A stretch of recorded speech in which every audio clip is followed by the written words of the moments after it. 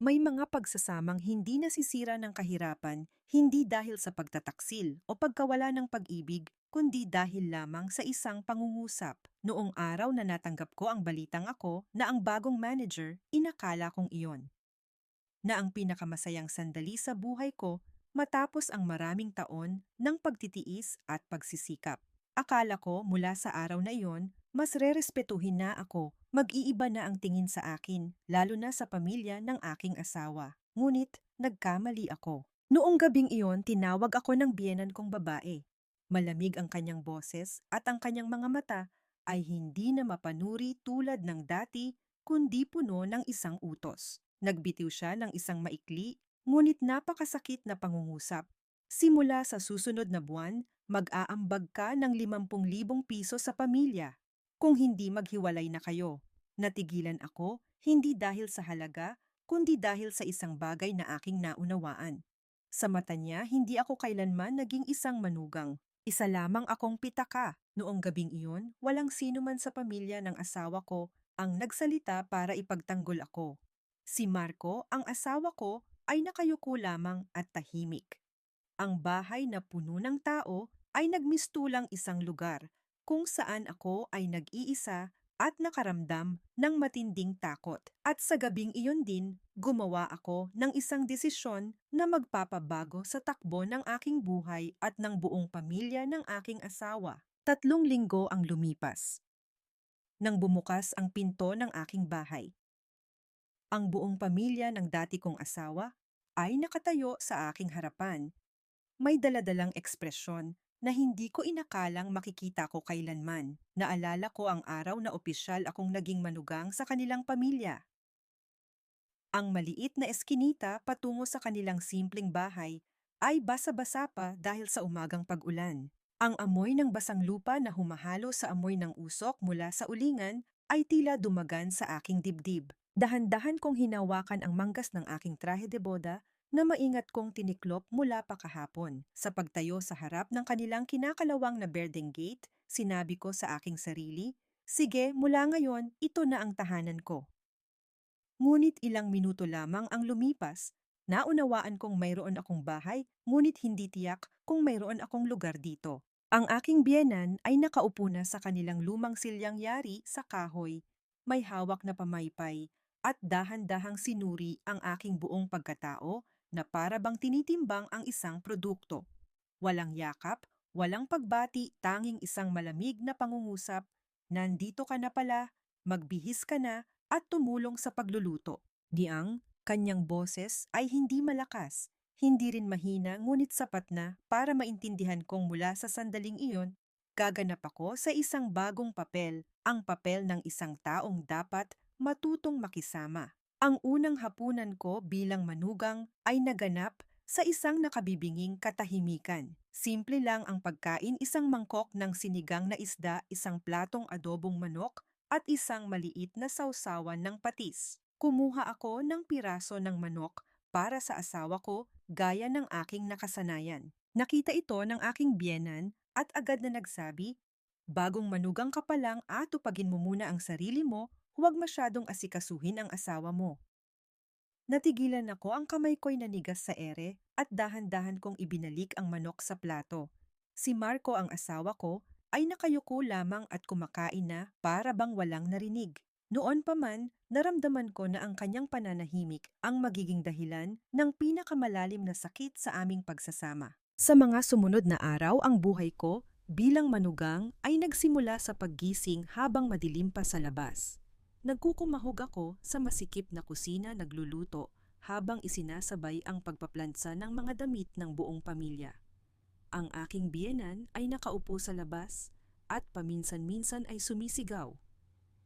Hindi pa malinis ang pagkakayasyas ng gulay na yan, bakit ang alat ng sabaw? Ang mga babae ngayon magaling lang magpaganda pero pagdating sa gawaing bahay palpak. Kinakagat ko ang aking labi at nilulunok ang lahat ng gusto kong sabihin. Sabi ko sa sarili bago pa lang ako kung kayang magtiis, magtiis muna. Ngunit ang pagtitiis ay hindi nagpabuti sa sitwasyon. Ang unang sahod ko matapos ang kasal, hindi pa man nag-iinit sa aking mga kamay. Tinanong na agad ng aking biyenan, Magkano ang sahod mo ngayon? 15,000 piso po. Akin na ako na ang hahawak.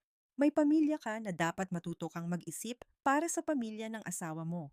Lumingon ako kay Marco. Umaasang may sasabihin siya para sa akin, ngunit tumango lamang siya at bumulong. Sige na ibigay mo na kay nanay para mas madali. Sa sandaling iyon, naramdaman kong may kumirot sa aking puso hindi dahil sa pera kundi dahil naunawaan kong nawala sa akin ang unang karapatan kong magdesisyon sa aming pagsasama.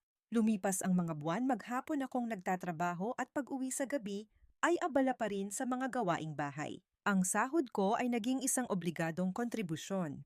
Pamalengke, bayad sa kuryente, tubig, abuloy sa patay at iba pang gastusin, lahat ay pinagsasama-sama sa isang pamilyar na pangungusap ng aking biyenan. Bilang manugang sa bahay na ito, dapat mong unahin ang kapakanan nito. May mga gabing nakahiga ako na nakatalikod basa ang unan sa luha, ngunit hindi ako makaiyak ng malakas. Natatakot akong masabihang mahina at hindi marunong makisama. Inakala ko noon na kung magtitiis pa ako ng kaunti, kung magpapasensya pa ako, magiging maayos din ang lahat. Ngunit hindi ko alam na sa mga araw na iyon ng pagmamaliit, unti-unti na pala akong naghahanda para sa isang araw na hinding-hindi inaasahan ng buong pamilya ng aking asawa. At ang araw na iyon ay darating ng mas maaga kaysa sa kanilang inaakala. Ilang buwan matapos maging manugang, nasanay na ako sa takbo ng buhay sa bahay ng aking asawa. Isang buhay na bawat araw ay parang paglalakad sa isang manipis na alambre. Isang maling salita lang ay diretso ka sa bangin ng masasakit na panunumbat. Sa umaga, maaga akong gumigising para magluto, maglinis at maglaba. Sa gabi, pag-uwi galing trabaho, hindi pa man nakakapagpalit ng damit, maririnig ko na ang tawag ng aking biyenan mula sa loob ng bahay. Halika rito, tingnan mo itong bill ng kuryente. Bakit ang taas ngayong buwan? Nakatayo ako sa harap ng manipis ngunit mabigat na papel na iyon. Hindi pa man ako nakakasagot, dinugtungan na niya. Nagtatrabaho ka nga, 15,000 ang sahod, pero kung ganito ka gumastos, paano tayo magkakasya? Babae ka pa naman, hindi marunong mag-budget. Yumuko ako at humingi ng tawad kahit na alam kong tumaas ang kuryente dahil buong araw nilang ginagamit ang aircon at dahil sa malaking freezer na kabibili lang ng biyenan ko. Ngunit hindi ako nangahas magsalita dahil alam kong ang isasagot lang sa akin ay ang pamilyar na linya. Alam mo na pala, sumasagot ka pa. Ang sahod ko, hindi ko namalayan, ay naging isang bagay na kailangan kong isuko. Tuwing katapusan ng buwan, nakaupo na ang aking biyenan sa kanilang silyang kahoy, nakahanda ang kanyang notebook ng gastusin at asul na bolpen at titingin sa akin. Akin na. Walang tanong, walang paliwanag. Inilabas ko ang sobre mula sa aking bag at ipinatong sa mesa. Ang pakiramdam ay parang nagpapasa ng isang pagsusulit, ang kaibahan lang, ang pagsusulit na ito ay walang passing score. Minsan naglakas loob akong magsabi, Nay, sana po ngayong buwan makapagtabi ako ng kaunti. May ino-offer po kasing training sa opisina para ma-promote. Hindi pa man niya naririnig ang buong sinabi ko, iwinasiwas na niya ang kanyang kamay. Anong pag-aaral pa sa edad mong yan? May pamilya ka na, ang pamilya ang unahin mo. Para kanino naman yang pag-aaral mo? Ang tanong na iyon ay parang isang sampal. Pilit akong ngumiti at tumango para matapos na ang usapan, ngunit noong gabing iyon, habang nakatalikod, hindi tumigil sa pag-agos ang aking mga luha. Umiiyak ako hindi dahil sa pera, kundi dahil ang mga pangarap ko ay itinuring na walang halaga. Si Marco, ang asawa ko, ay ganoon pa rin. Hindi siya nananakit, hindi nagmumura, ngunit hindi rin nagtatanggol. Pinili niya ang manahimik para sa kapayapaan. Isang araw, pagod na pagod kong sinabi sa kanya, Marco, pakiramdam ko dayuhan ako sa sarili nating tahanan. Bumuntong hininga siya at ang boses niya'y pagod din. Pagpasensyahan mo na si nanay. Ganoon na talaga siya. Iyon na naman ang sagot. Ganoon na talaga siya. Paano naman ako, may nagtanong ba kung sanay na ako? Ang mga hapunan ng pamilya ay lalong naging mabigat. Sinimulan akong ikumpara ng aking biyenan sa mga manugang ng iba. Yung manugang ni Aling Tasing sa kanto, 20,000. ang pinapadala sa biyenan kada buwan tapos tumutulong pa sa pagtitinda. Ang babaeng hindi marunong magsakripisyo para saan pa. Nakaupo ako roon, hawak ang mga kubyertos, ngunit tila may bumabara sa aking lalamunan. Bawat salita ay parang isang karayom, hindi agad tumatagos, nang malalim ngunit dahan-dahang tumutusok sa aking dignidad. May mga gabing nakatingin ako sa madilim na kisame at tinatanong ang sarili, saan ba ako nagkamali? Nagkamali ba akong mag-asawa o nagkamali dahil naging sobrang bait ko? Sa gitna ng mga araw na tila wala ng pag-asa mo. Ang trabaho ang naging tanging lugar kung saan nararamdaman kong may halaga pa ako. Nagsimula akong mag-overtime sa opisina, tumanggap ng karagdagang gawain mag-aral ng mga bagong kasanayan, hindi para patunayan ang sarili kanino man, kundi para iligtas ang aking sarili. Hindi ko ito sinabi sa pamilya doon ng asawa ko, at hindi ko rin sinabi kay Marco. Dahil naunawaan ko na sa bahay na iyon lahat ng aking pagsisikap ay susukatin lamang sa pera. At hindi ko alam na ang mga tahimik na gabing iyon, ang mga luhang nilunok ko ay unti-unti na pala akong dinadala papalapit sa isang araw na hinding-hindi malilimutan ng buong pamilya ng aking asawa. Nagsimula akong mapagtanto na hindi na lang ito tungkol sa pera, kundi tungkol sa kapangyarihan. Hindi na nagtatanong ang aking biyenan. Naguutos na siya. Ang aking schedule, hindi ko namalayan ay naisulat na sa kanyang isipan isang hindi nakasulat na patakaran. Kapag na-late ako ng uwi ng 15 minuto, nakaabang na siya sa sala, hawak ang remote ng TV, ngunit ang mga matay nakatutok sa pinto. Bakit ngayon ka lang? Opo, may meeting po kasi sa opisina. Meeting na naman, babae kang may pamilya na dapat alam mo ang oras ng pag-uwi.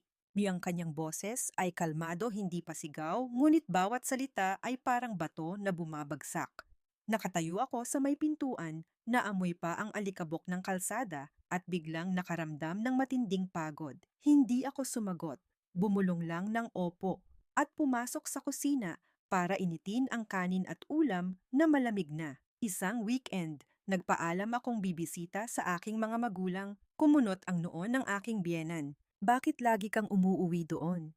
Hindi mo ba bahay ito? Matagal na po kasi akong hindi nakakauwi. May asawa ka na dapat alam mo kung ano ang prioridad mo. Nanahimik ako. Sa sandaling iyon, napagtanto kong unti-unti nang pinuputol ang aking mga ugnayan. Para bang may isang taong pilit na pinuputol ang lahat ng connection ko para manatili na lang ako sa isang pamilya kung saan hindi ako itinuturing na kapamilya. Nandoon si Marco at narinig ang lahat, ngunit hindi pa rin umimik. Sinulyapan niya lang ako, isang tingin na umiiwas. Naintindihan ko na para sa kanya ang pananahimik pa rin ang pinakaligtas na pagpipilian. Dahil sa bigat ng sitwasyon, maraming gabi akong hindi makatulog. Madalas mas maaga pa akong gumigising sa lahat mag-isang nakaupo sa kusina, umiinom ng malamig na kape, at binubuksan ng laptop para mag-review ng trabaho. Iyon ang mga bihirang sandali na ako ay ako, hindi isang manugang, hindi isang taga-ambag, kundi isang empleyadong nagsisikap umasenso. Isang hapon habang nagtatrabaho, tinawag ako ng aming department head. Maliit na conference room, salamin ang mga pader at tumatama ang sinag ng hapon na nakakasilaw. Dahan-dahan siyang nagsalita, Elena, pinag-iisipan ng management na isama ka sa isang bagong proyekto. Mabigat ito. Maraming overtime, mataas ang pressure, pero kung magagawa mo ng maayos, malaki ang oportunidad. Bumilis ang tibok ng puso ko. Alam kong ito na ang pagkakataong matagal ko nang hinihintay. Tumango ako, halos walang pag-aalinlangan. Opo, tatanggapin ko po. Ngunit nang iuwi ko ang balitang iyon, natigilan ako sa reaksyon ng aking biyenan. Laging overtime, ano yan? Mahalaga po kasing trabaho. Mas mahalaga pa sa asawa mo, sa pamilya mo, babae ka, kung puro trabaho ang aatupagin mo, baka mawalan ka ng asawa. Ang mga salitang iyon ay nagpatigil sa akin. Sa unang pagkakataon sa loob ng maraming buwan, hindi ako agad sumagot.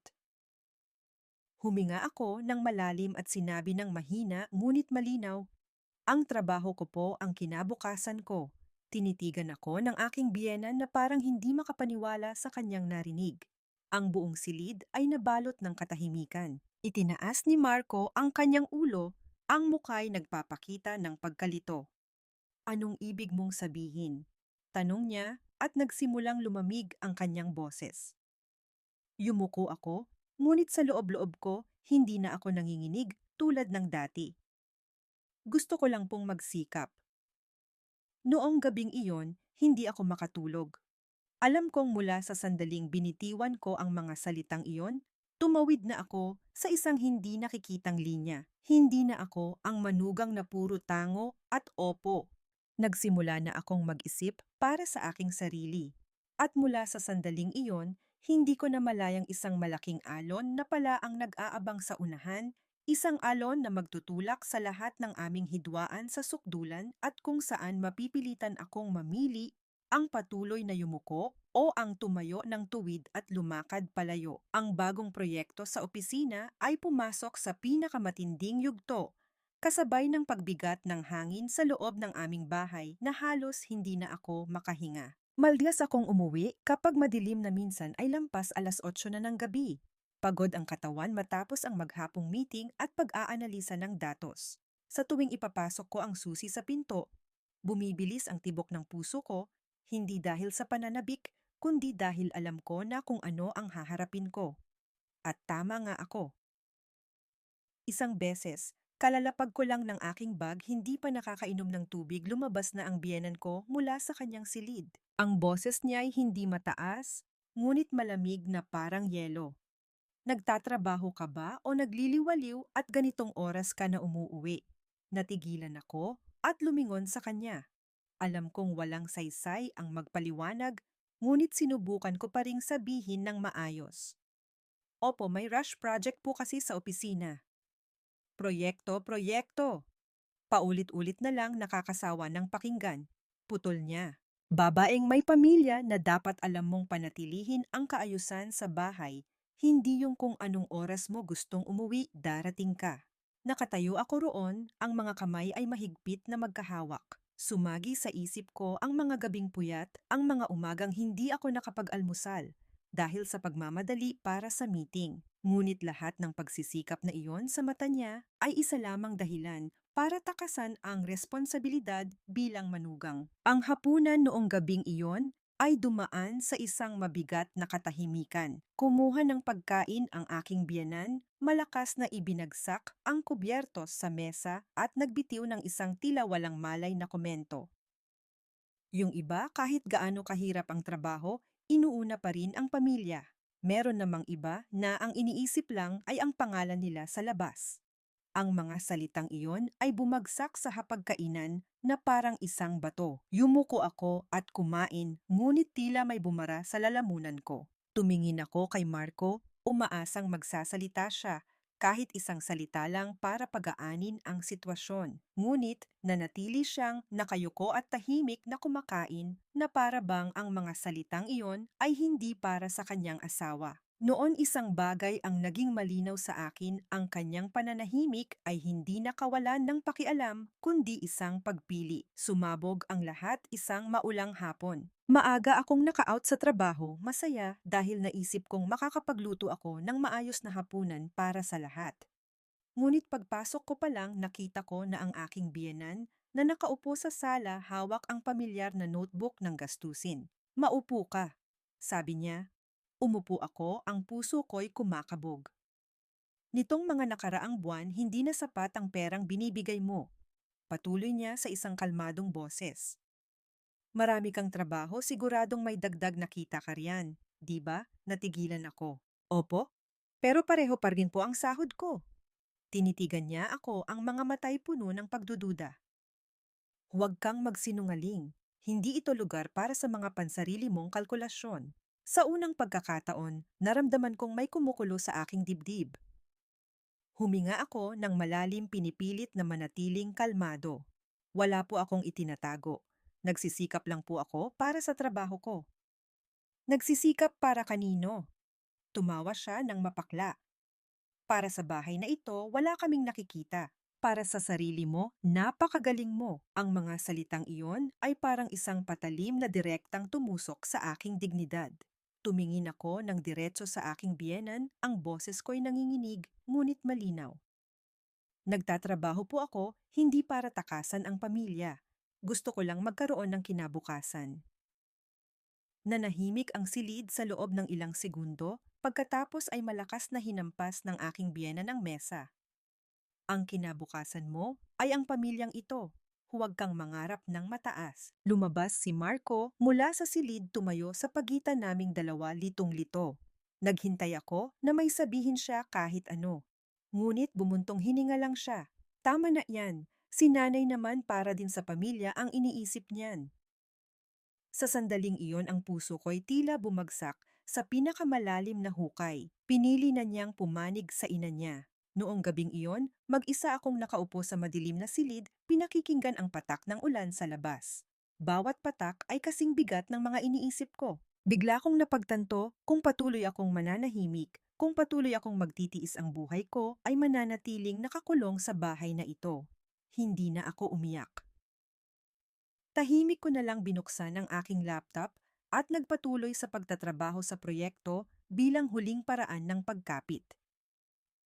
At hindi ko alam na ang proyektong iyon pala ang magdadala sa akin sa isang posisyon na babanggitin ng buong pamilya ng aking asawa ng may halong takot at pagsisisi. Pumasok ang proyekto sa huling yugto nito kasabay ng halos maubos kong lakas. Sunod-sunod ang mga gabing puyat, ang ilaw ng desk lamp ay tumatama sa makakapal na dokumento.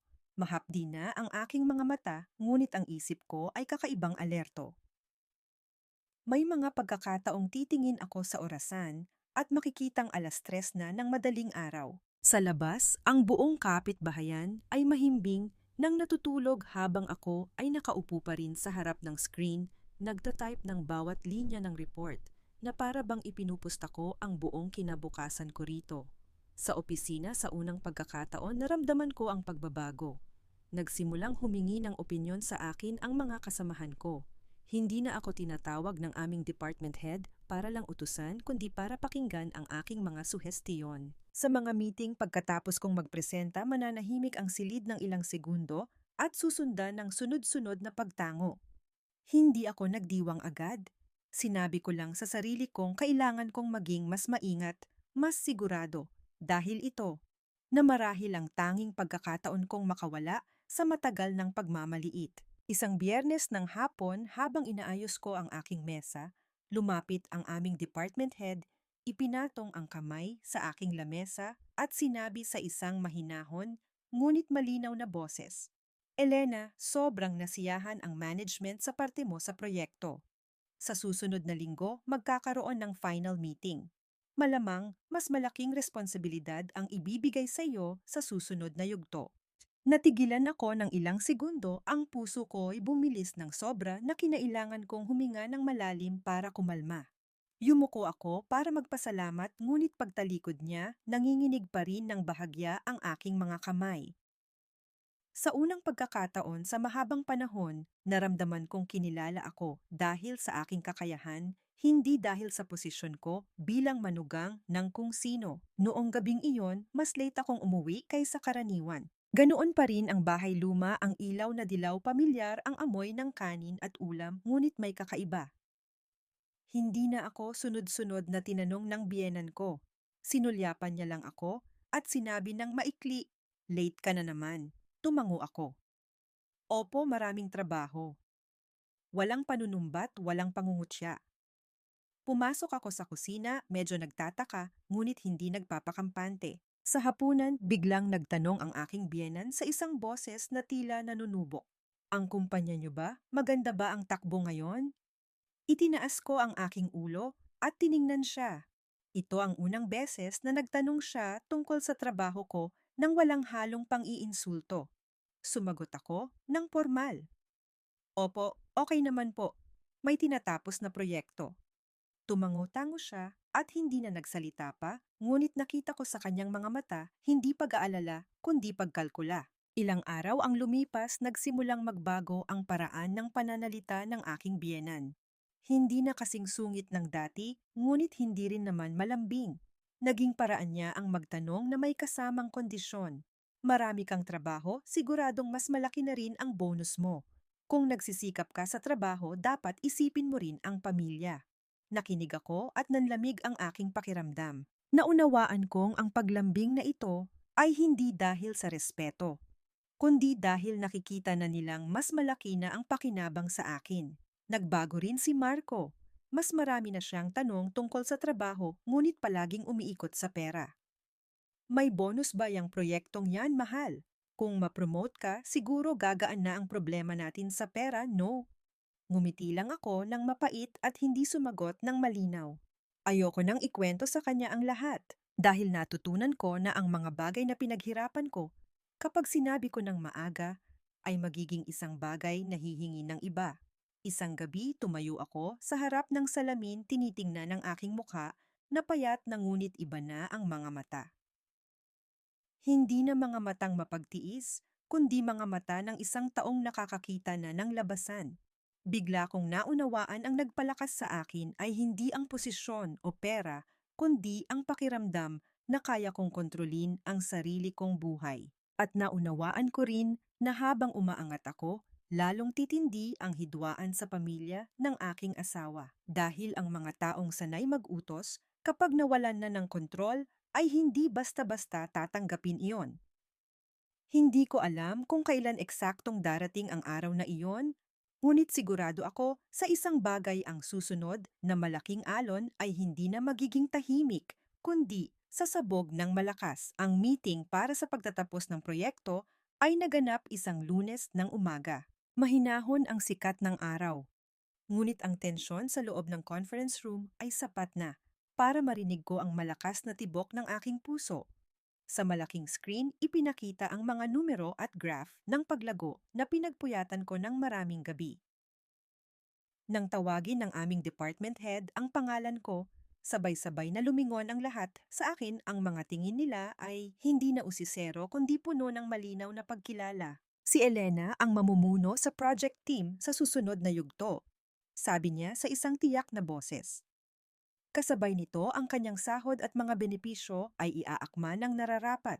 Sa sandaling iyon nakaupo lang ako, ang mga kamay ay nasa aking mga hita, pinipigilang manginig. Hindi ako naiyak, hindi rin ngumiti ng sobra. Yumuko lang ako at nagpasalamat, ngunit sa loob-loob ko alam ko na katuntong na ako sa isang bagong antas. Noong hapong iyon, mas maaga akong umuwi. Dahan-dahan akong naglakad sa pamilyar na daan at biglang gumaan ang pakiramdam ko sa paligid. Hindi dahil yumaman ako agad, kundi dahil sa unang pagkakataon, sa maraming taon, alam kong may tunay na halaga ang aking mga pagsisikap.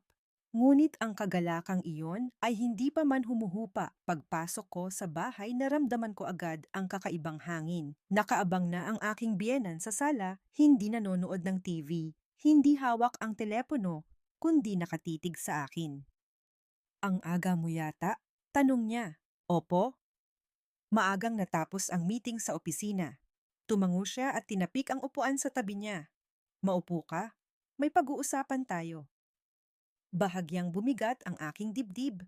Itinuro na sa akin ng karanasan na sa tuwing tatawagin niya ako para mag-usap, hindi ito kailanman magiging isang magaan na usapan. Tinitigan niya ako ng matagal bago dahan-dahang nagsalita. Narinig ko kay Marco na mapopromote ka raw. Natigilan ako. Hindi ko sinabi ang detalye kay Marco. Sinabi ko lang na mas maayos na ang trabaho. Ngunit ang balitang ito ay mabilis pa ring nakarating sa kanya. Opo, bibigyan po ako ng karagdagang responsibilidad. Ngumisi siya, isang ngiti na hindi masaya kundi parang may natapos na siyang kalkulahin. Mabuti yan. Kung may posisyon ka na dapat mas isipin mo ang pamilya. Nanahimik ako. Marami rin tayong gastusin ngayon. Patuloy niya sa isang kalmadong boses. Dahil sa posisyon mo, hindi naman siguro masama kung magdadagdag ka ng kaunti. Tumingala ako at sa unang pagkakataon tinitigan ko siya ng diretso. Magkano po ang idadagdag? Hindi siya agad sumagot, inayos lang ang kanyang pagkakaupo at ipinag-krus ang mga braso. Hindi pa natin nakukwenta, pero siguradong dapat iba na sa dati. Ang hapunan noong gabing iyon ay mas mabigat kaysa dati. Panay ang pagkuha ni Marco ng pagkain para sa akin, isang kilos na ibang-iba sa dati. mas marami siyang tanong at mas malambing ang kanyang boses. Pagod ka ba sa trabaho, mahal? Ang galing mo, pinaghirapan mo yan. Nakinig ako, ngunit ang puso ko'y walang laman. Kung ang mga salitang iyon ay dumating ilang taon na ang nakalipas, baka naantig pa ako. Ngunit ngayon pakiramdam ko'y huling-huli na. Habang kumakain ang lahat, biglang nagsalita ang aking biyenan na parang wala lang. Kapag naging manager ka na at mas malaki na ang kita mo, dapat maging malinaw na rin ang mga bagay-bagay sa bahay. Ang babaeng may kaya sa buhay dapat mas marunong magsakripisyo. Dahil sa sinabi niya, malakas kong ibinaba ang aking mga kubyertos. Ang tunog ay malinaw na umaling-ungaw sa tahimik na silid. Lahat ng mata ay napunta sa akin. Huminga ako nang malalim ang boses ko'y hindi malakas, ngunit sapat para marinig. Nagtatrabaho po ako, hindi para akuin ang lahat. Walang umimik. Tumingin sa akin ang aking biyenan, ang mga matay nagdidilim. Lumingon sa akin si Marco, litong-lito. Alam kong tumawid na naman ako sa isang bagong linya at mula sa sandaling ito, hindi na ito mananatili sa mga parinig lamang. Noong gabing iyon, matagal akong nakatingin sa kisame. Naunawaan ko noong wala pa akong maipagmamalaki, minamaliit nila ako. Ngayong nagsisimula na akong magkaroon ng halaga, gusto nilang makibahagi. Ngunit isang bagay ang mas mahalaga kong naunawaan, kung sa pagkakataong ito ay magpaparaya na naman ako habang buhay na akong magiging isang taong may presyo. At naramdaman kong hindi titigil ang aking biyenan sa magdagdag ng kaunti. Malapit na siyang magbigay ng isang tiyak na halaga, isang halaga na sapat, para pilitin akong mamili. Naramdaman kong darating ito, hindi ko lang inasahang ganito kabilis at ganito kadiretso. Isang gabi iyon, sa gitna ng linggo, maalinsangan kahit gabi na. Hindi binuksan ng pamilya ng asawa ko ang aircon. Tanging ang lumang electric fan ang umikot, nagbubuga ng mainit na hangin na lalong nagpasikip sa aking paghinga. Katatapos ko lang magligpit ng hapunan nang tawagin ako ng aking biyenan sa sala. Hindi na ito isang simpleng pag-uusap, kundi isang utos. Halika rito, may seryoso tayong pag-uusapan. Umupo ako sa silyang kaharap niya. Nandoon din si Marco, nakaupo sa tabi ng kanyang ina, bahagyang nakayuko, ang mga kamay ay magkasalikop. Sa postura pa lang niya, alam ko na nag-usap na silang dalawa. Dahan-dahan nagsimula ang aking biyenan, napakakalmado, iba sa mga dati niyang panunumbat. Iba ka na ngayon, Elena. May posisyon, may kapangyarihan, may kinabukasan. Hindi na kita pipilitin tulad ng dati. Nanahimik ako, naghihintay sa susunod na sasabihin. Pero dapat mong maintindihan, ilang taon kang inalagaan ng pamilyang ito. Mula nang maging manugang ka, ang mga gastusin sa bahay ay nakasalalay sa pera mo. Ngayong umaasenso ka, na dapat magkaroon ka rin ng mas malinaw na responsibilidad. Napalunok ako. Ano po ang ibig niyong sabihin? Hindi na siya nagpaligoy-ligoy. Tumingin siya ng diretso sa akin at binigkas ang bawat salita. Simula sa susunod na buwan, magbibigay ka sa pamilya ng 30,000 piso. Ang paligid ay tila nagyelo. Ang tunog ng electric fan ay biglang naging nakabibingi. Narinig ko ang malakas na pagtibok ng aking puso. 30,000 piso, isang halaga na hindi biro, at tiyak na hindi kaunting dagdag tulad ng sinabi niya noon. Hindi pa man ako nakakasagot, nagsalita na si Marco, mahina ngunit malinaw. Huwag mo nang masyadong isipin, mahal.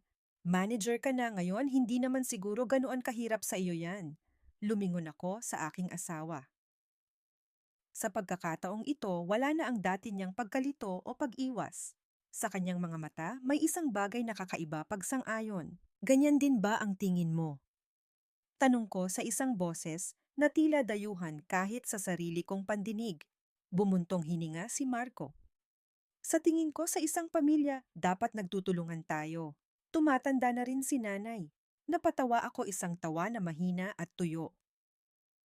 Sa sandaling iyon, napagtanto ko na kapag naging sapat na kalaki ang pera ko, ang sakripisyo ko ay biglang itinuring na isang obligasyon. Nang makita ng aking biyenan na nanahimik ako, dinugtungan niya sa isang boses na may halong pamimilit. Mababa na nga yang 30,000 para sa'yo. Yung ibang manugang nga dyan buong sahod ibinibigay sa pamilya ng asawa. Tiningnan ko siya at sa unang pagkakataon, wala na akong naramdamang takot. Pagod na lang. May mga gastusin din po ako para sa trabaho para sa sarili ko. Dahan-dahan kong sinabi. Agad niyang iwinasiwas ang kamay. Anong sarili pa, may asawa't pamilya ka na. Hindi pwedeng sarili mo lang ang iniisip mo. Natigilan ako sa sinabi niya. Bigla kong naalala ang mga gabing puyat, ang mga pagkakataong napasubsob ako sa aking lamesa sa trabaho, ang mga luhang tahimik kong nilunok. Lahat ng iyon ni minsan ay hindi tinanong ng sino man sa bahay na ito. Noong gabing iyon, nag-away kami ni Marco sa unang pagkakataon sa mahabang panahon. Pakiramdam ko ginagawa niyo akong ATM. Sabi ko nanginginig ang boses. Sawang-sawa na akong magtiis. Kumunot ang noo ni Marco. Mabigat naman yang sinasabi mo. Si nanay para lang din naman sa pamilya ang gusto niya. Pamilya tayo ba? O si nanay mo lang? Ganti ko. Nanahimik si Marco. Ang kanyang pananahimik ngayon ay hindi na pag-iwas. Ito ay isang sagot na walang salita. Tumalikod ako at humiga sa gilid ng kama, nakatingin sa madilim na pader. Sa unang pagkakataon sa aming pagsasama, hindi ko na tinanong ang sarili kung dapat pa ba akong magtiis. Sa halip, isang malinaw na tanong ang lumitaw sa isip ko. Kung tatanggapin ko ang halagang ito, ano ang susunod? At alam kong ang sagot ay walang katapusan. Noong gabing iyon, hindi ako umiyak. Tahimik kong binuksan ang aking telepono at inilista ang lahat ng aking kita at gastos, lahat ng dokumentong may kinalaman sa trabaho na para bang naghahanda para sa isang malaking bagay, isang desisyon na alam kong hinding-hindi inaasahan ng buong pamilya ng aking asawa. Matapos ang pag-uusap na iyon, ang halagang 30,000 ay hindi na hayagang nabanggit, ngunit ito'y naging isang anino sa buong kabahayan. Bawat hapunan, bawat salita, bawat tingin ng aking biyenan ay umiikot sa dalawang salita, responsibilidad. Hindi na siya sumisigaw o direktang nanunumbat. Nagbago ang kanyang paraan. Paggamit ng utang na loob, paggamit ng tinatawag niyang pagmamahal sa pamilya. Nagtatrabaho ka ng husto, pagod ka, pero para rin naman sa pamilya yan. Sabi niya isang tanghali ng weekend sa isang boses na malumanay na aakalain ng iba na pag-aalala. Kapag maayos ang bahay na ito, mas makakapag-focus ka sa malalaking bagay. Yumuko lang ako at kumain, hindi sumasagot. Naunawaan ko na anumang sagot ko sa mga sandaling ito ay babaluktutin lang para paboran sila. Nagbago ng husto si Marco. Hindi na siya basta nananahimik. Pinipili niya ang mga sandaling pagod na pagod ako. Mga gabing katatapos ko lang ng report para kausapin ako. Mahal, sabi niya sa isang boses na mahina ngunit mapilit. Alam kong pagod ka pero tumatanda na si nanay. Kung kaya mo naman tulungan mo na lang kami para sa akin. Tumingin ako sa lalaking katabi ko, ang lalaking inakala kong magiging sandalan ko. Ngunit ngayon para na lang siyang isang tagapaghatid ng utos. Magkano ang tulong painom, tanong ko. Nanahimik siya ng ilang segundo at dahan-dahang sinabi, sabi ni nanay, kung stable ka na, hindi naman siguro sobrang bigat ang 50,000 kada buwan. Napapikit ako, 50,000. Ang halagang iyon ay hindi nakakagulat dahil sa laki. Nakakagulat dahil tama ang hula ko. Ang 30,000 ay isang pagsubok lamang. Kung tumango ako, ang susunod na halaga ay palaging magiging mas mataas. Hindi ba't parang mali yan? Tanong ko sa isang kalmadong boses. May pera ako sa trabaho, pero hindi ibig sabihin na bubuhayin ko ang buong pamilya. Kumunot ang noo ni Marco. Masyado ka namang nagkukwenta. Pamilya tayo, pamilya. Narinig ko ang salitang iyon at naramdaman kong napakalayo nito sa katotohanan. Anong klasing pamilya na lahat ng halaga ay sinusukat sa pera? Anong klasing pamilya na ang pinaghirapan ng isang tao ay itinuturing na pag-aari ng lahat? Noong gabing iyon, hindi na ako nakipagtalo. Tumalikod na lang ako at hinayaan siyang magsalita. Sa isip ko, hindi na emosyon ang nangingibabaw, kundi plano. Sa mga sumunod na araw, nagsimula akong gumawa ng maliliit at tahimik na hakbang. Nagbukas ako ng sarili kong bank account at unti-unting inilipat doon ang aking mga ipon. Kinopya ko ang lahat ng aking kontrata sa trabaho, promotion letters, payslips at mga email. Lahat ng magpapatunay na sarili kong pagsisikap ang lahat at hindi ako umaasa sa kanila. Nakipag-ugnayan ako sa isang dating kaibigan para magtanong tungkol sa pagupa ng isang maliit na apartment para lang mayroon akong fallback. Hindi ko ito sinabi kanino man. Hindi rin ako nagpakita ng pagtutol.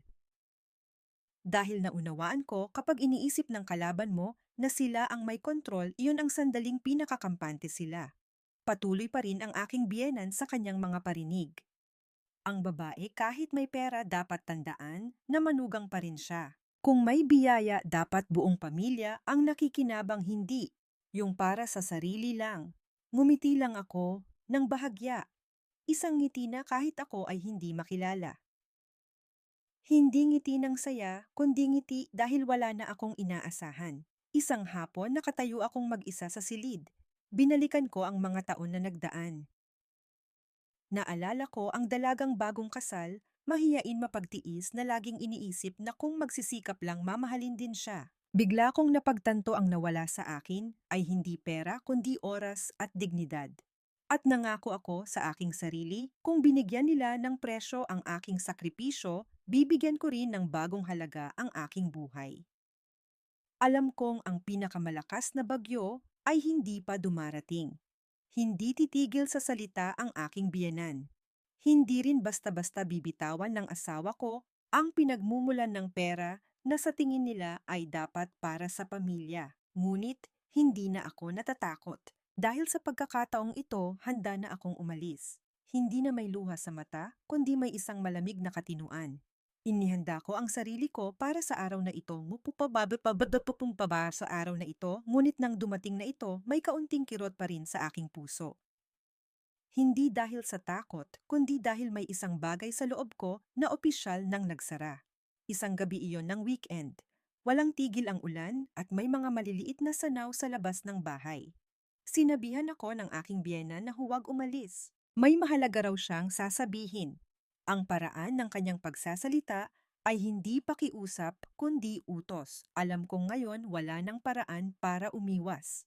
Nakaabang na siya sa sala, ang kanyang notebook ng gastusin ay maayos na nakapatong sa mesa at ang pamilyar na asul na bolpen ay nasa gilid. Si Marco ay nasa tabi ng kanyang ina. Naninigas ang katawan, ang mga matay hindi nakatingin sa akin. Sa eksenang iyon pa lang, alam ko na napagkasunduan na ang desisyon. Maupo ka, sabi ng aking biyenan. Umupo ako. Ang bigat ng hangin sa silid at ang patak ng ulan sa labas ay malinaw na naririnig, bawat patak ay tila tumatama sa aking isipan. Hindi na nagpaligoy-ligoy ang aking biyenan. Pinag-isipan ko ng mabuti. Dahan-dahan niyang sinabi, malinaw ang bawat salita. May maganda ka ng trabaho ngayon, mataas ang kita. Hindi pwedeng sa bahay na ito ay kanya-kanya tayo. Hindi ako sumagot. Yung 30,000 noon, pansamantala lang yon. Patuloy niya. Simula sa susunod na buwan, kailangan mong mag-ambag ng 50,000 piso kada buwan para sa pamilya. Huminto siya at tinitigan ako ng diretso para siguraduhing narinig ko ang bawat salita. Kung papayag ka, mananatiling maayos ang lahat sa bahay na ito. Kung hindi, binitin niya ang pangungusap, ngunit alam na alam ko ang kasunod. Lumingon ako kay Marco. Sumasang-ayon ka rin ba dito? Tanong ko sa isang boses na kalmado na kahit ako ay nagtaka. Nanahimik si Marco ng ilang segundo at marahang tumango. Sa tingin ko may punto si nanay, sabi niya. Nagtatrabaho ka naman, kaya dapat magbahagi ka sa pamilya. Mag-asawa tayo, bakit kailangan pang magkwentahan? Tiningnan ko ang lalaking nasa harap ko, ang lalaking kasama kong namuhay, kumain at natulog ng maraming taon. Ngunit ngayon, pumanig na siya sa kanila, itinuturing na normal ang ganitong hiling. Paano kung hindi ako papayag? Tanong ko. Bumuntong hininga si Marco, umiiwas sa aking tingin. Magiging mahirap ang buhay natin. Hindi kakayanin ni nanay ang ganoong sitwasyon. Tinapos ng aking biyenan ang usapan sa isang malamig at tiyak na pangungusap. Sasabihin ko sa'yo ng diretso. O 50,000 kada buwan o hiwalayan na. Hindi namin kailangan sa bahay na ito ang isang taong hindi iniisip ang pamilya. Ang mga salita ay bumagsak ng walang pag-aalinlangan. Sa sandaling iyon, hindi ako nabigla, hindi rin nasaktan tulad ng inakala ko. Tanging isang bagay ang naging malinaw, ang lahat ng taon ng pagtitiis, lahat ng pag-asa, ay nauwi sa isang pagpipilian, pera o pagsasama. Tumayo ako, hindi nanginginig, hindi nagmamadali. Pupunta na po ako sa silid. Hindi, sabi ng biyenan ko, linawin mo ngayon. Humarap ako sa kanya at pagkatapos ay kay Marco sa huling pagkakataon. Isang tanong lang, dahan-dahan kong sinabi. Sa pagpipiliang ito, ako ba ang pipiliin mo o ang kondisyon ni nanay? Nanahimik ang silid. Yumuko ng matagal si Marco. Naghintay ako, hindi nagmamadali, hindi umiiyak. Sa huli, sinabi niya sa isang napakahinang boses. Ayokong masira ang pamilya. Tumango ako. Ang sagot na iwot na iyon ay sapat na para sa akin. Noong gabing iyon, mag-isa akong nakaupo sa aking silid. Binuksan ko ang laptop at inilabas ang divorce papers na matagal ko nang na-download. Binasa ko ang bawat linya dahan-dahan sa isang paraan na kahit ako ay nagulat sa aking kalmadong pag-iisip. Walang luha, walang pag-aalinlangan. Pinirmahan ko ang aking pangalan sa ibaba, isang pirma na malinis at tiyak. Sa sandaling iyon, hindi na ako isang manugang, hindi na isang asawang kailangang patunayan ang halaga sa pera. Ako ay isang babaeng nagliligtas sa kanyang sarili. Sa sala bukas pa rin ang TV. Nag-uusap pa rin ang aking biyenan at si Marco na para bang tapos na ang lahat.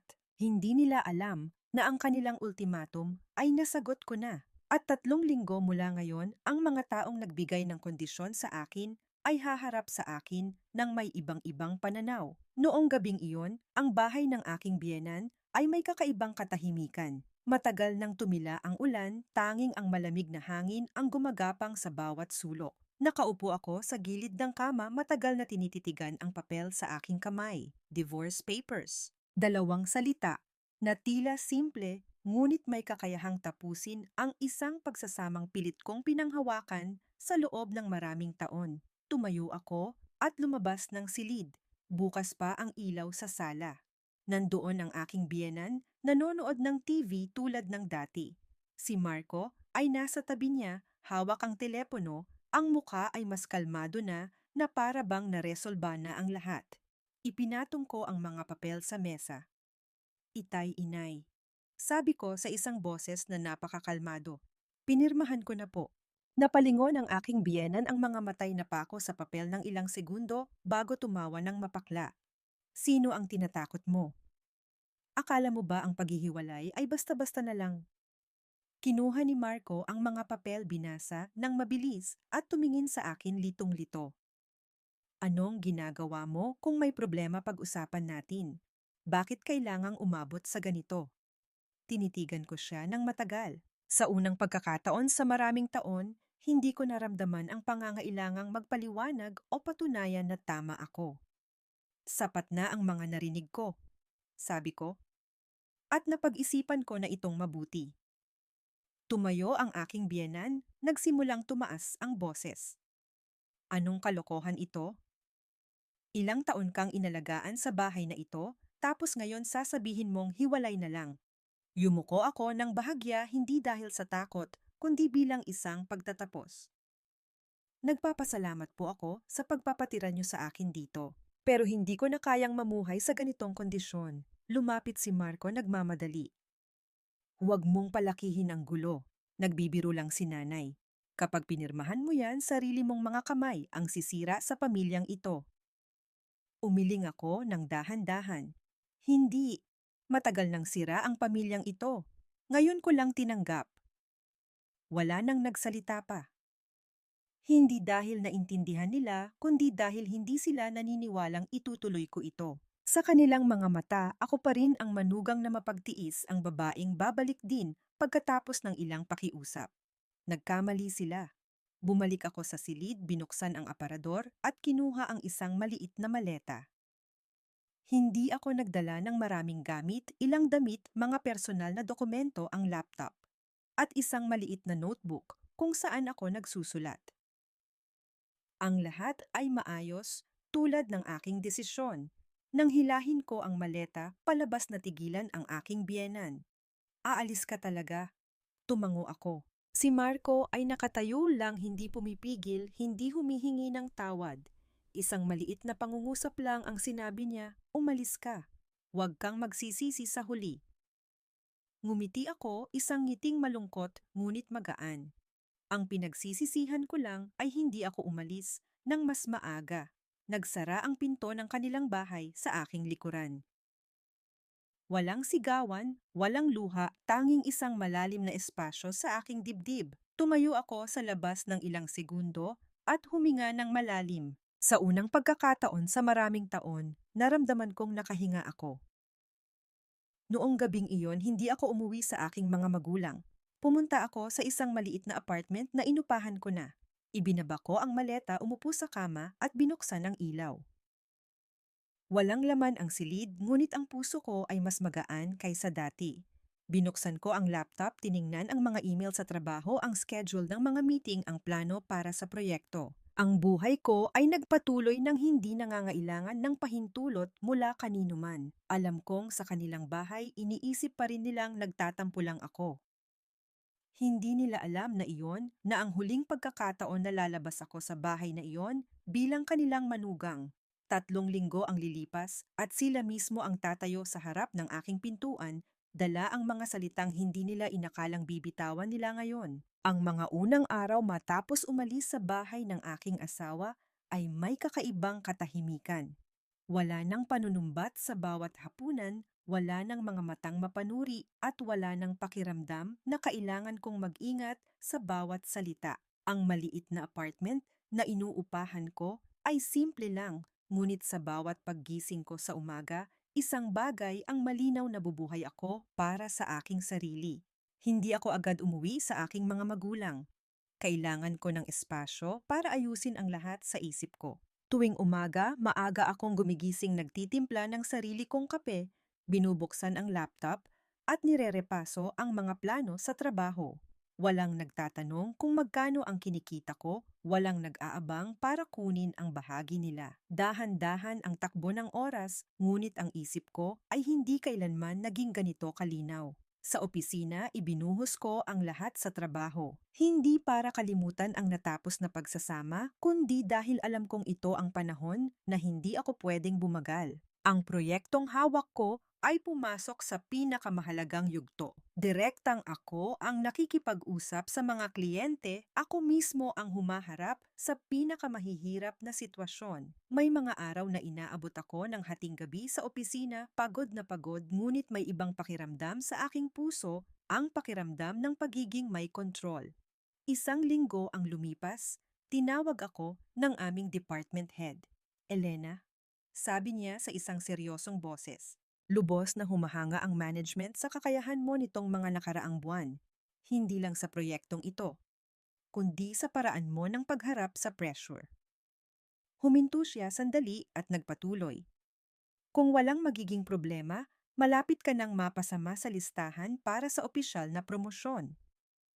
Nanahimik ako ng ilang segundo, hindi dahil sa pagkagulat, kundi dahil napagtanto kong ito ay resulta ng sarili kong pagsisikap, walang kinalaman sa kahit sino. Samantala, sa kabilang panig, ang buhay ng pamilya ng dati kong asawa ay hindi naging payapa tulad ng inaasahan nila. Tumawag sa akin si Marco sa unang pagkakataon matapos ang hiwalayan isang gabi. Matagal kong tiningnan ang pangalan niya sa screen bago ko sinagot. Okay ka lang ba? Tanong niya nag-aalangan. Okay lang, maikli kong sagot. Nanahimik siya ng ilang segundo at nagsalita. Galit si nanay. Akala niya nagtatampo ka lang, hindi niya inasahang tinotoo mo. Hindi ako sumagot. Magulo ang bahay ngayong wala ka. Patuloy niya. Pati sa pera hindi na kami makagalaw tulad ng dati. Nakinig ako at naramdaman kong kalmado lang ako, walang saya, walang awa. Isang katotohanan lang ang napagtanto ko nang wala na ako para sumalo doon lang nila naramdaman kung gaano kalaki ang espasyong iniwan ko. Ang mga sumunod na tawag ay dumalang. Hindi rin ako nagkusa na tumawag. Ayoko nang bumalik sa anumang usapan kung saan ang halaga ko ay sinusukat sa numero. Isang hapon pag-uwi, galing trabaho, tumayo ako sa harap ng salamin sa elevator at tiningnan ang aking sarili. Ako pa rin ito, ngunit iba na ang aking mga mata. Hindi na mga mata ng taong laging takot makasakit ng damdamin ng iba, kundi mga mata ng isang taong alam kung saan siya patungo. Alam kong para sa kanila ang hiwalayan ay isang paunang gulat lamang. Ngunit para sa akin ito ay isang bagong simula. At alam ko rin na kapag napagtanto nilang hindi ako babalik, hindi ako nadudurog at hindi ako nagmamakaawa doon na sila tunay na magpapanik.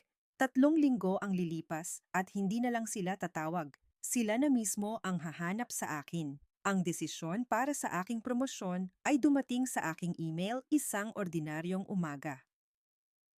Walang paputok, walang palakpakan, tanging isang maikling subject, Personnel Decision Appointment of Project Division Director. Binuksan ko ang email, dahan-dahang binasa ang bawat salita at bahagyang ipinikit ang aking mga mata. Sa wakas, narating ko rin ito. Hindi dahil may tumulong. Hindi dahil magaling akong manugang o marunong magsakripisyo, kundi dahil dinaanan ko ang sapat na hirap at sakit para maging matatag. Ang anunsyo ay ginawa sa malaking conference room. Pagpasok ko, maraming mata ang nakatuon sa akin, may pagtataka, may paghanga. Kinamayan ako ng aming CEO at sinabi ng maikli ngunit malinaw, "Congratulations, karapat-dapat ka sa posisyong ito." Tumango ako at ngumiti. Sa sandaling iyon sumagi sa isip ko ang imahe ng dati kong tahanan kung saan binigyan ako ng presyo. Kung saan inakala nilang isa lang akong bagay na may katumbas na halaga. Hindi ako nakaramdam ng paghihiganti, kundi isang malaking ginhawa. Mabilis kumalat ang balita ng aking promosyon, hindi mula sa akin, kundi mula sa mga taong nakakakilala sa akin noong manugang pa ako. 2 araw lang ang lumipas, sunod-sunod na tumunog ang aking telepono. Hindi na lang si Marco, kundi mga numerong pamilyar sa akin, ngunit matagal ko nang ayaw marinig. "Anak, narinig namin na mataas na raw ang posisyon mo." Ang boses ng dati kong biyenan.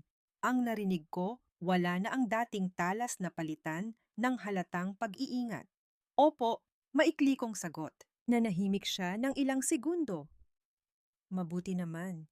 Magaling ka pala talaga." Ang 2 salitang "magaling ka pala." Kung sinabi niya ilang taon na ang nakalipas, baka naiyak pa ako. Ngunit ngayon, para lang itong isang formalidad. "Kamusta ka na po?" Tanong niya, mas malambing na ang boses. "May kailangan ka ba? Siguradong mahirap mag-isa." Tumingin ako sa bintana kung saan ang sikat ng hapon ay tumatama sa aking bagong opisina. Maluwag, tahimik, wala nang sigawan, wala nang bigat. "Okay lang po ako," sabi ko. Sanay na po ako. Tumawag si Marco noong gabing iyon. Ibang-iba ang kanyang boses, wala ng panunumbat, wala ng payo kundi pagkalito at pagsisisi. "Hindi ko inakalang ganito ka kabilis, aangat." Sabi niya, "Akala ko mahihirapan ka pagkatapos ng hiwalayan." Ngumiti ako sa sarili ko. Sapat na ang hirap na dinaanan ko noong kasal pa tayo. Sagot ko. Nanahimik siya ng matagal. Si nanay, ilang araw nang hindi makatulog. Paulit-ulit niyang sinasabi na naging masyado raw siyang marahas noon. Noon, ang salitang iyon ay napakagaan na para bang ang lahat ay isang maliit na hindi pagkakaunawaan lang. Sa mga sumunod na araw, kitang-kita na ang kanilang pagbaba ng pride.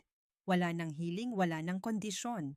Napalitan ito ng mga formal na pangangamusta, mga tawag na nanunubok. "Libre ka ba sa weekend, lulutuan kita ng mga paborito mo?" Kalimutan na natin ang nakaraan, pamilya pa rin naman tayo. Nakinig ako ngunit hindi agad sumagot. Hindi dahil sa galit, kundi dahil naunawaan ko na.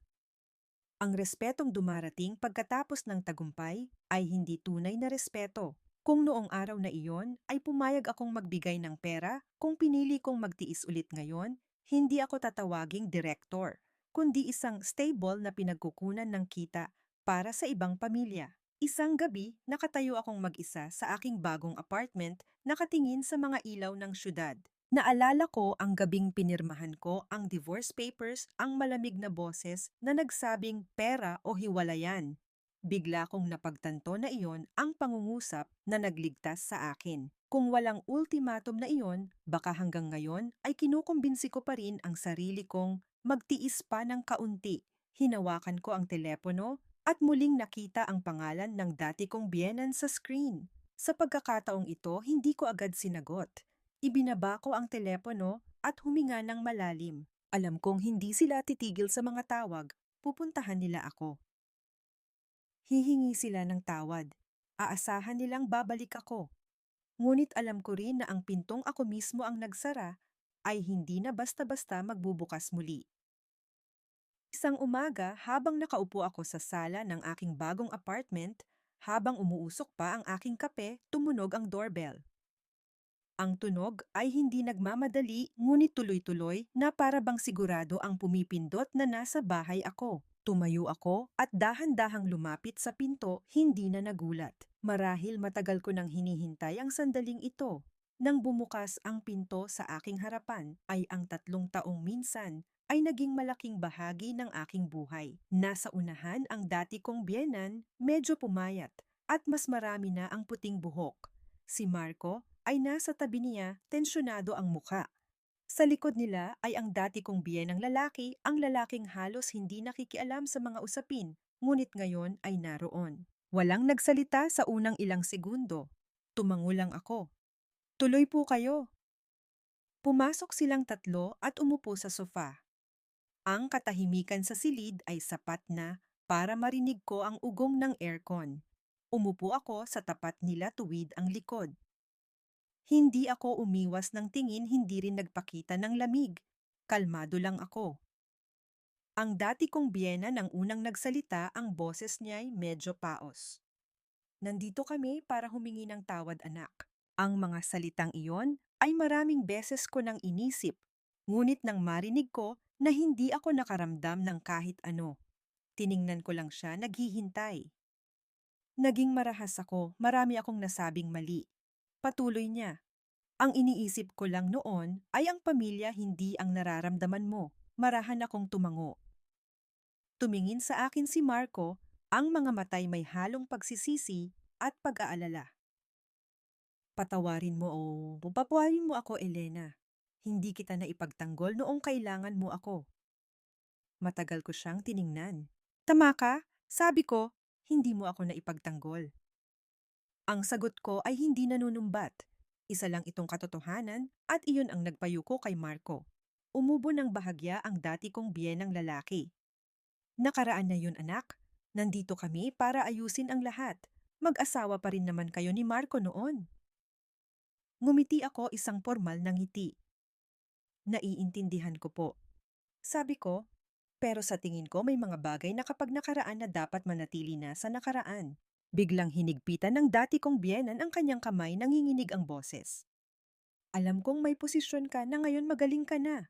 Baka hindi mo na kami kailangan. Pero buong puso akong humihingi ng tawad. Hindi ko dapat ginamit ang pera para pilitin ka.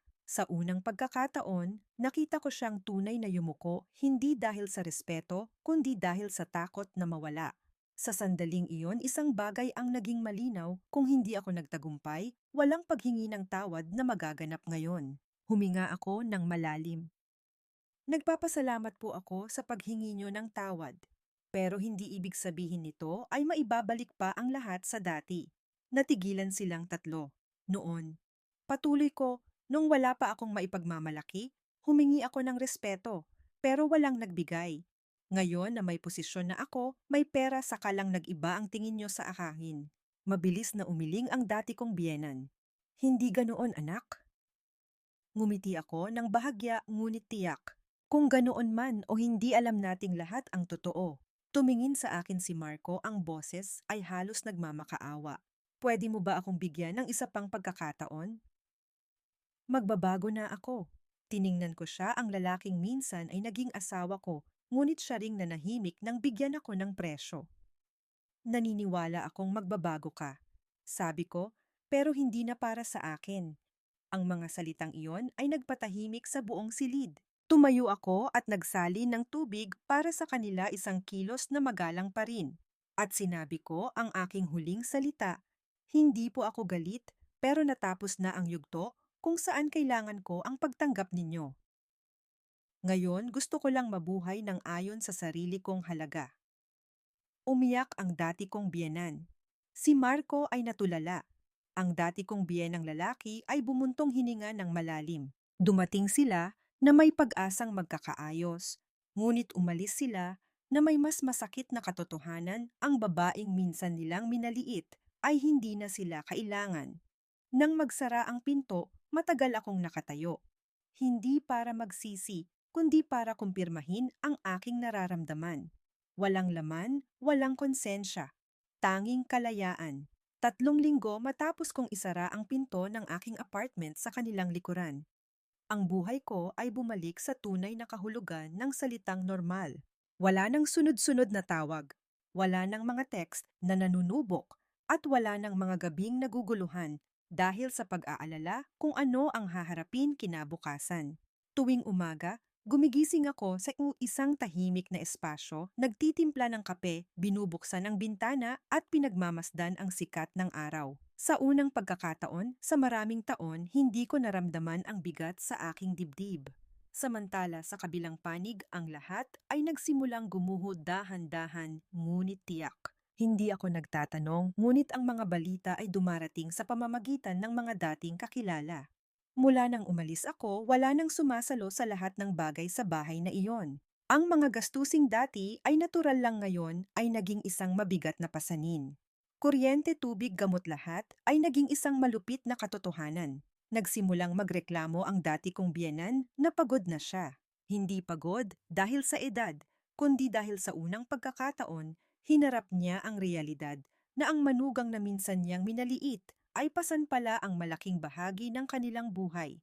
Si Marco naman ay bumagsak sa isang sitwasyon na hindi niya inaasahan. Ang bigat ng pera ay dumagan sa kanya at sa mga gabing pagod doon niya naalala ang mga araw na tahimik kong pinapasan ang lahat ng walang reklamo. Ngunit ang pag-alalang iyon ay wala ng saysay. Isang gabi, nag-text sa akin si Marco ng isang mahabang mensahe.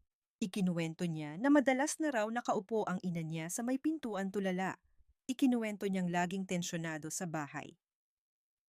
At inamin niyang, ngayon niya lang naintindihan na ang pananahimik ay hindi pagiging neutral, kundi pagpanig sa mas makapangyarihan. Binasa ko ang lahat. Pagkatapos, ibinaba ko ang telepono. Hindi dahil wala akong pakialam, kundi dahil napagtanto kong huli na ang lahat para sa anumang paliwanag. May mga bagay na nauunawaan lang kapag nawala na. Hindi ko agad sinagot. Kinaumagahan, isang maikling mensahe lang ang ipinadala ko. Sana maging maayos ka rin. Walang panunumbat. Para sa akin iyon na ang pagsasara. Hindi ako natuwa nang malaman kong nahihirapan sila. Naintindihan ko lang na kapag ang isang babae ay umalis, nang tahimik ang katahimikang iiwan niya ang magsasabi ng lahat. Sa mga sumunod na gabi, nakaupo sa aking apartment, binalikan ko ang lahat. Hindi na masakit. Nakita ko lang kung gaano nakalayo ang aking narating. 3 linggo ang lumipas, hindi ako lumingon. 3 linggo ang lumipas, doon lang nila tunay na naintindihan na wala na talaga ako. At sa sandaling iyon, alam kong ang mga susunod na mangyayari ay hindi ko nagawa kundi resulta ng mga desisyon na sila mismo ang gumawa. May isang mahabang panahon na inakala kong kung magsisikap pa ako, kung magsasakripisyo pa ako, magbabago ang lahat. Akala ko, ang pagsasama ay parang isang timbangan. Ngunit nang makalabas ako isang simpleng bagay, ang naunawaan ko, may mga timbangan na sa simula pa lang ay depektibo na. Matapos ang 3 linggong iyon, ang buhay ko ay pumasok sa isang bagong landas. Ang kapayapaan ay hindi nagmula sa pera o posisyon, kundi sa pakiramdam na hindi ko na kailangang humingi ng pahintulot para maging ako. Binalikan ko ang lahat, hindi para saktan ang sarili, kundi para maintindihan. Naalala ko ang mga hapunan kung saan ang halaga ko ay sinusukat sa pera. Ngayon, ngumingiti na lang ako. Hindi dahil nagpatawad na ako, kundi dahil pinatawad ko na ang aking sarili. Ang sarili kong nagtiis ng sobrang tagal. Naintindihan ko na may mga taong hindi masama. Sanay lang silang humingi. Kapag nakakita sila ng isang taong handang magbigay, ituturing nila itong obligasyon. At kapag huminto na ang taong iyon, hindi nila iisiping nagkamali sila, kundi sila ang trinaydor. Ang katotohanan iyan ay inabot ng maraming taon para makita ko. Minsan tinanong ako ng isang kaibigan, galit ka ba sa kanila? Umiling ako. Ang galit ay nangangailangan ng maraming enerhiya at ayoko nang gastusin ang enerhiya ko para sa nakaraan. Hindi ko kailangan ang kanilang pag-unawa dahil ang pinakamahalagang pagkilala ay naibigay ko na sa aking sarili. Ang pinakamalaking aral para sa akin ay hindi kung paano bumangon, kundi kung paano malaman ang hangganan. Natutunan ko na sa anumang relasyon, kung ang sakripisyo ay isang direksyon lang, hindi iyon pagmamahal, kundi pagkaubos. At ang pag-alis ay hindi palaging pagkatalo. Minsan ito ang tanging paraan para mailigtas ang natitirang maganda sa iyong pagkatao. Hindi ko alam kung saan ako dadalhin ng hinaharap, ngunit isang bagay ang sigurado, hindi na ako babalik sa pagiging babae ng nakaraan, ang babaeng laging inuuna ang iba at umaasang magbabago sila kung magtitiis pa siya. Ako ang unang nagbago at iyon ang nagbago sa lahat. Isang umaga nakatayo ako sa harap ng salamin, inaayos ang aking damit bago pumasok sa trabaho. Matagal na pala mula noong huli akong nakaramdam ng bigat sa pagsisimula ng araw. Ang pagsasamang iyon ay hindi nag-iwan ng galit. Nag-iwan lang ito ng isang malinaw na katotohanan, walang sino man ang may karapatang bigyan ng kondisyon ang sakripisyo ng isang babae.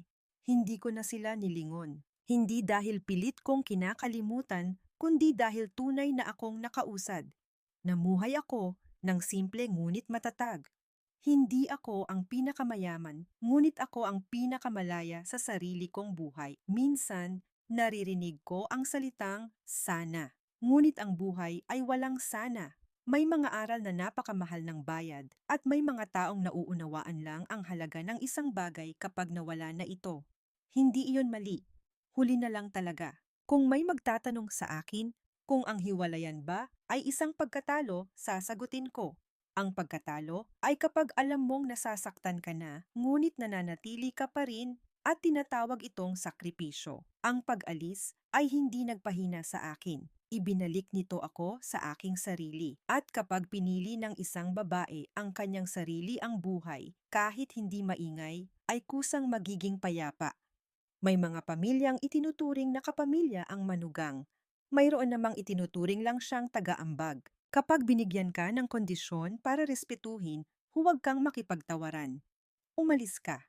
Dahil ang lugar na tunay na para sa iyo ay hindi kailanman hihingi ng bayad para ikaw ay mahalin. Ang aral sa kwentong ito, ang isang babae ay kayang tiisin ang maraming bagay, ngunit ang isang bagay na hindi niya dapat tiisin ay ang maliitin at bigyan ng presyo ang kanyang sakripisyo. Alamin mo ang iyong hangganan. Kapag pinili mo ang iyong sarili, doon tunay na magsisimula ang iyong buhay.